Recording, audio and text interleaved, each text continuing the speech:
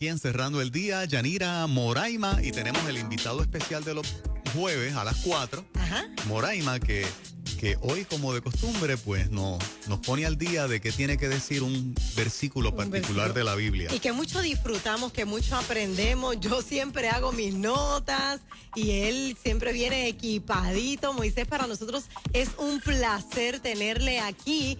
Y nosotros ya planificamos esa preguntita que le vamos a hacer. Esas preguntas que tanto, ¿verdad?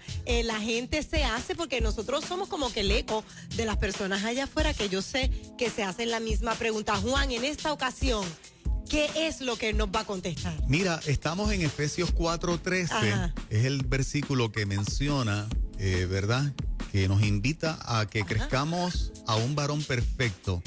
¿Qué es ser un varón perfecto? Varón perfecto. Y añade, a la medida de la estatura de la plenitud de Cristo. O sea, que nos está dando ya la medida.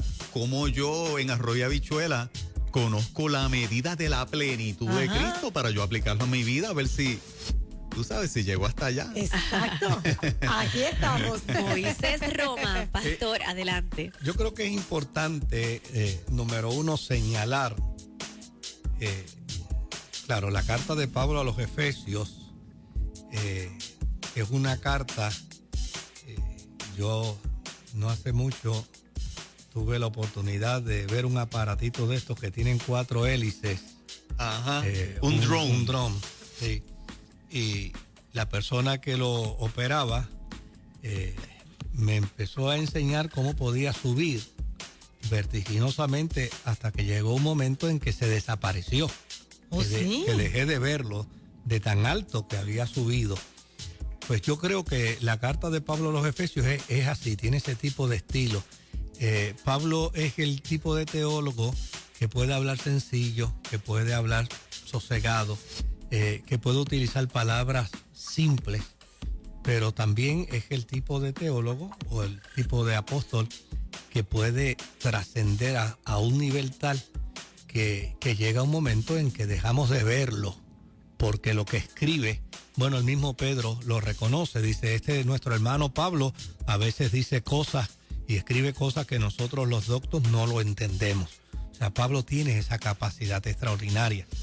Y desde luego, a mí me parece que esta carta, el capítulo 4 a los Efesios, tenemos que verlo en todo su contenido, en todo el documento de la carta de Pablo a los Efesios. Primero, está preso. Le ha dado con elevarse teológicamente y lo ha logrado. Pero, ¿qué nos quiere decir dentro de su carta? ¿Y qué es lo que está planteando Pablo cuando dice que todo creyente debe crecer a la estatura del varón perfecto, a ese nivel? ¿Qué es lo que Pablo quiere decir? Bueno, yo creo que Pablo está desafiando a los cristianos al ideal. El ideal me parece que es la meta de Pablo. La iglesia del primer siglo estaba siendo acusada. Estaba siendo acusada de una iglesia corrupta, de una iglesia perversa, de una iglesia inmoral. Y desde luego Pablo está consciente que el éxito de la iglesia no solo va a ser su discurso teológico, el éxito de la iglesia va a ser su conducta moral en medio de la sociedad. Y como resultado de eso, él hace un gran desafío a la comunidad de creyentes, en este caso a la comunidad de creyentes en Éfeso, que es una ciudad que está muy expuesta precisamente a tanto elemento inmoral, porque en Éfeso estaba el puerto más grande, todos los caminos conducían a Éfeso, la gente llegaba a Éfeso en los barcos de aquel entonces y desde luego la ciudad les ofrecía todo tipo de perversión y de inmoralidad. Allí estaba el templo de la diosa Artemisa, con 1000 sacerdotisas prostitutas que desarrollaban todo un proceso cultico de inmoralidad y de perversión. Entonces el ideal es importante aquí. Claro, lo que Pablo está diciendo dentro de ese contenido del ideal es lo que a mí me llama mucho la atención. Cuando algo o alguien se nos muere, aun cuando lo amemos mucho, nosotros nunca obviamos el proceso correcto. Y por más que lo amemos, el proceso correcto es o lo cremamos o lo enterramos. Ese es el proceso correcto. Y Pablo, dentro de esta carta, en todo este poemario que él hace, nos hace saber que hubo un tiempo en que vivíamos de espalda a Dios y que estábamos muertos en nuestros delitos y pecados. Y que Dios no solo nos amaba, sino que Él se negó a enterrarnos. O sea, todo el mundo sabe que a la hora de que alguien se muera hay que enterrarlo. Pero Dios se negó a enterrarnos. Nosotros estábamos muertos en delitos y pecados, pero Dios se negó a enterrarnos. ¿Qué hizo Dios? En lugar de enterrarnos, dice la Escritura, que nos dio vida. Nos dio vida por su gran misericordia y a través de Jesucristo nos dio vida. Y desde luego lo que hace el apóstol San Pablo en todo este poemario es que plantea la resurrección de Jesucristo como la experiencia de nuestra propia resurrección.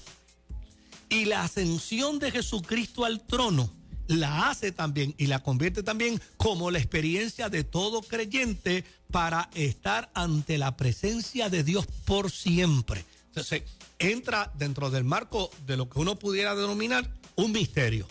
¿Cuál es la intención de Pablo con este misterio? Demostrar la plenitud de la riqueza y de la gracia de Dios. Una gracia que nosotros no merecíamos. Es decir, que dentro del marco del ideal, ya Dios nos ve a nosotros como perfectos. Dentro del marco del ideal, Dios ve en nosotros la plenitud de la riqueza de la gracia que no merecíamos. La ve en nosotros como resultado de la persona de Jesucristo. ¿Qué concluye Pablo dentro de este poemario de su carta a los Efesios? Él dice que nosotros los cristianos somos la obra maestra de Dios, creados en la persona de Jesucristo. Somos el cuerpo de Cristo. Ahora, la pregunta es, ¿para qué? Pues el para qué es para buenas obras. De la única manera que el cristiano puede demostrar la eficacia de la gracia de Dios en su vida es como resultado de las buenas obras. Por lo tanto, Pablo va a concluir que nosotros tuvimos una conciencia muerta, una voluntad debilitada y que estábamos imposibilitados de alcanzar los nobles ideales de la vida cuando estábamos en delito y pecado. Pero ahora no solo trascendemos para una transformación espiritual, sino que también tenemos nuevas y mejores actitudes para la vida. Por eso él hace el desafío. Y él invita a los creyentes a alcanzar la plenitud de Cristo. Es decir, si hemos sido resucitados en Cristo, morimos en Él, resucitamos en Él, entramos a una nueva dimensión de vida. Él está sentado a la diestra del Padre, intercede por nosotros. Él nos ha enviado su Espíritu Santo. Pues no hay razón alguna para que en nuestra experiencia de fe no consideremos el ideal como la meta, como el objetivo. Puesto los ojos en Jesús. Cuando Pablo dice puesto los ojos en Jesús, no está diciendo que miremos a Jesús como el objeto, sino miremos a Jesús como la meta a alcanzar. Puesto los ojos en Jesús como la meta a alcanzar. Y eso, desde luego, es un gran desafío. Había escuchado que la palabra perfección también en la Biblia implica obediencia, que cuando Dios a veces utiliza, hay un salmo que dice, conoce Jehová los días de los perfectos. ¿Verdad? Entonces, esta afirmación más bien es en la línea, ¿verdad? Por lo que he escuchado, cuando Dios dice conoce Jehová los días de los perfectos, en uno de los salmos, es conoce Dios aquellos que caminan en obediencia, ¿verdad? Esto que Efesios trae y habla de el varón perfecto, más que ser alguien que no comete errores, que no existe uno, pudiese ser, viéndolo desde ese cristal, alguien que su corazón está inclinado a la obediencia, e independientemente de los errores y traspiés que todos damos, como el corazón está inclinado a la obediencia, Dios ve a esa persona como alguien perfecto. De hecho, de Job dice, había un varón perfecto, en referencia a Job. Eso tiene agarre, tiene algo que ver en esa línea, que el propósito de Dios en nosotros es que caminemos en obediencia, o que tengamos el corazón inclinado a la obediencia. Para lograr alcanzar la meta, la obediencia es el trayecto. No hay de otra manera, no hay otra forma de poder llegar a la meta de ese ideal del varón perfecto. Ahora, fíjate qué interesante que Pablo está hablando en este capítulo 4 y está diciendo que hay un elemento de construcción dentro del cuerpo de Cristo y dentro de la obra misional del cuerpo. A unos llamó apóstoles, a otros profetas, a otros evangelistas, a otros pastores, a otros maestros. Y dice, tiene un propósito, tiene una intención: perfeccionar a los santos para la obra del ministerio. Es decir, para la edificación del cuerpo de Cristo. La tarea de todo ministerio debe ser perfeccionar la iglesia. ¿Cómo puede perfeccionarse la iglesia? Pues a través de la enseñanza, obviamente, de la obediencia. Y puede ser perfeccionada la iglesia en la medida en que descubre con perfecta certeza el ideal de la vida cristiana. Fíjate qué interesante, un corredor de pista y campo, si él puede saber si va a ganar o no va a ganar. ¿Cómo lo sabe? Bueno, pues él descubre cuál es el tiempo que ha hecho, el tiempo récord que ha hecho una persona en esa distancia, en la distancia de esa carrera. Dice, bueno, pues digamos, en esta carrera la persona que rompió el récord hizo 10 minutos o 5 minutos y 15 segundos. Pues ese es el ideal. 5 minutos y 15 segundos es el ideal. Si a la hora de él hacer la práctica pasa 5 minutos, 30 segundos, no ha llegado al ideal. Si todavía llega a 11 segundos, no ha llegado al ideal. Él tiene que llegar por debajo para alcanzar, obviamente, la meta. En la experiencia de la vida cristiana, la vida de Cristo es el ideal. O sea, ¿cómo logró él la meta? Ese haya pues en vosotros el mismo sentir que hubo en Cristo Jesús, el cual siendo en forma de Dios no estimó ser igual a Dios, sino que se anonadó a sí mismo, haciéndose siervo, y en su condición de siervo, volvemos al planteamiento tuyo, fue obediente hasta la muerte y muerte de cruz. Fíjate que esto no trata de salvación. La salvación adviene como resultado de la persona de Jesucristo. Exacto. Esto de lo que trata es de cómo desarrollamos una conciencia clara para alcanzar el ideal de la vida cristiana.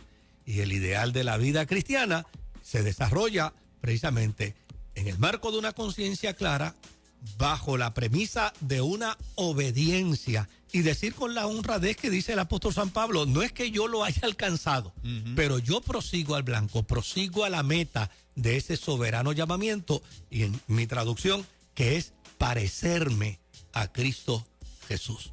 Jesús es el ideal alcanzar en la vida cristiana.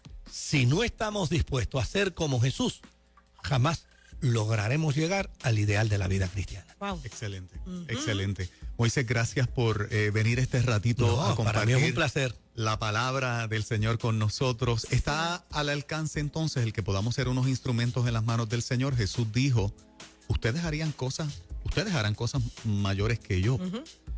Tiene que ver con parte de esa plenitud que por la acción del sacrificio que él hizo en la cruz del Calvario me habilita a hacer cosas extraordinarias para la gloria de su nombre, por su gracia. Bueno, cuando pensamos en cosas más grandes, ¿en qué estaríamos pensando, no? Porque a veces la mente humana es tan juguetona, ¿no? Sí. Si me permiten describirlo de esa manera. Hay gente que piensa que cosas más grandes que las que hizo Jesús es Bueno, pues si él resucitó un muerto, yo puedo resucitar dos. Si él levantó un paralítico, yo puedo levantar 2 paralíticos. Si él sanó a 10 leprosos, yo puedo sanar 10 leprosos. Y eso realmente, eso es trivial, eso es una pamplina. Jesús perdonó al mundo. Ok. ¿A cuánta gente yo podré perdonar? Nos quedamos cortos ahí. Jesús tuvo misericordia de toda la humanidad. De cuánta gente yo tengo misericordia en el camino, ¿no? Jesús tenía compasión, veía las multitudes y tenía compasión. De cuánta gente yo tengo compasión. Entonces, él era de buenos y malos, nosotros hacemos un escogido. No, nosotros hacemos nuestros clanes. Entonces, en ese sentido, es que yo creo que fíjate que Jesús deposita una confianza extraordinaria en nosotros, porque a fin de cuentas, si se tiene el ideal, se logra la meta, se logra el objetivo. El gran problema es que muchas veces caminamos por la vida sin saber que estamos caminando. Transitamos sin sentido aún dentro de la experiencia de la vida cristiana. Pero eso tiene una confianza extraordinaria en nosotros, sus hijos, al punto de que nos invita a transitar hacia ese ideal y nos capacita. Porque no es solo que nos invita, es que Él nos capacita, nos da todas las herramientas necesarias para que nosotros podamos alcanzar ese ideal. Y lo único que se nos pide es tan simple y tan sencillo como obedecer. Wow. Excelente. Tremendo. Moisés, para aquellos que no tienen iglesia y quieren visitar la que pastoreas. Pues nada, la gente que desee visitarnos lo puede hacer llamándonos en horas de oficina al 787-793-1777. Con mucho gusto le daremos información de nuestra iglesia. Los domingos pues nos reunimos a las 8 de la mañana, nos volvemos a reunir a las 11 de la mañana y luego volvemos a reunirnos a las 6:30 de la tarde. Este domingo en especial va a estar con nosotros el doctor Pablo Jiménez. El doctor Pablo Jiménez es un ministro de la Iglesia Discípulos de Cristo y obviamente fue la persona responsable de la edición de la Biblia que utiliza hoy en día la Iglesia Discípulos de Cristo. Un gran exponente, un hombre con una capacidad exegética extraordinaria. Y va a estar con nosotros en los tres cultos, con la ayuda del Señor. Que Dios le dé fuerza. Excelente, gracias, pastor. Éxito, muchas bendiciones. Gracias.